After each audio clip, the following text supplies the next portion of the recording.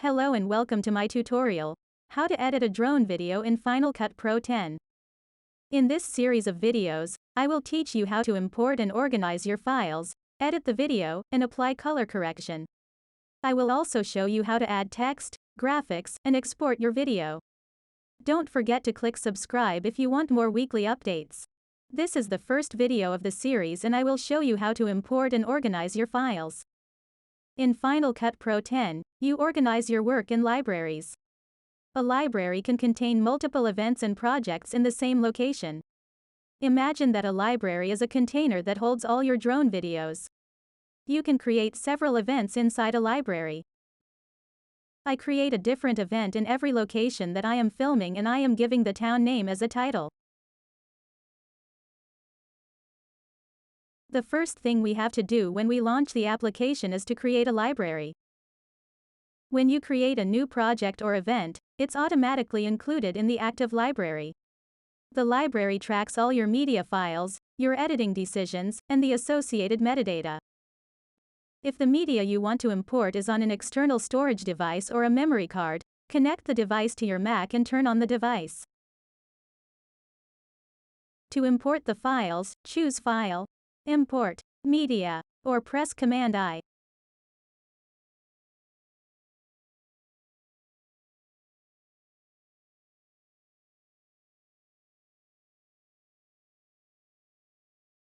You can select the files you want to import and use the settings on the right side of the Media Import window to choose how you want to organize the imported media in your library.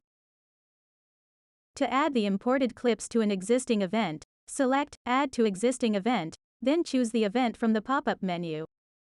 To create a new event, select Create New Event in, use the pop-up menu to choose the library in which you want to create the event, then type a name for the event, in the text field. Since I have already created the event, I will choose Add to Existing Event. Choose a storage location for the media files. To copy the files to the current library, select Copy to Library, to duplicate the files and place the copies in the current library storage location. To link to the files at their current location, select Leave Files in Place. This is a good option if you have a folder that you want to keep all your media files together, but I wouldn't recommend it if your files are in an SD card or an external hard drive that is not always mounted. I prefer to always copy the media files to the library. Final Cut Pro also provides options for transcoding your media to make it suitable for editing.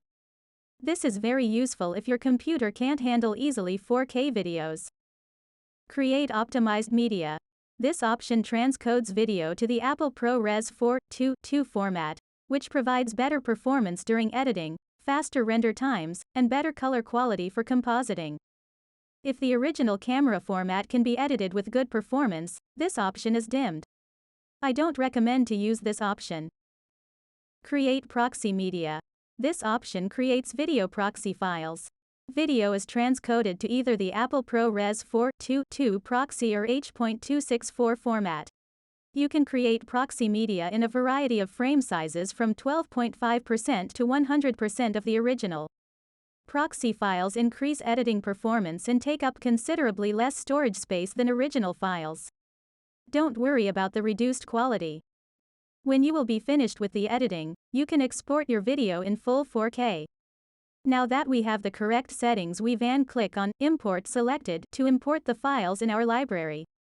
After a few minutes, your media will be imported and transcoded. By clicking on View on the viewer, you can switch from original to transcoded media. If I will zoom into 100%, I can see the branches from the trees, but if I will switch to transcoded media, the resolution is noticeable worse, but the performance is much better. If I will select original media, my computer can't play 4K video in real time and it skips frames. If you own a recent Mac, you may not notice any difference in performance. In that case, you can select the original media. Since my computer is an old iMac from the period that Steve Jobs was still alive, I will select the proxy media to edit the video, and when I am done with the editing I will switch to original media when I am ready to export the video. I will show you how to do this on the video export video. In the Movies folder you can find the library we created. With a right click, you can open the library by selecting Show Package Contents. The event we created appears as a folder, and inside this folder are several subfolders. If you had ticked the option, Copy to Library, during the import process, the original media subfolder should contain identical copies of your drone files that have been copied to the library. The transcoded media folder contains low-resolution copies of your original files. You can see here the difference of the size between the original and the proxy file. The proxy file is about the 1/3 of the original file. Now that we have imported and organized our media files, we are ready to start building our video project. That comes on the next video. If you found this video useful, please click on thumbs up, and if you want to see more drone-related videos with tips and useful information, then click on subscribe.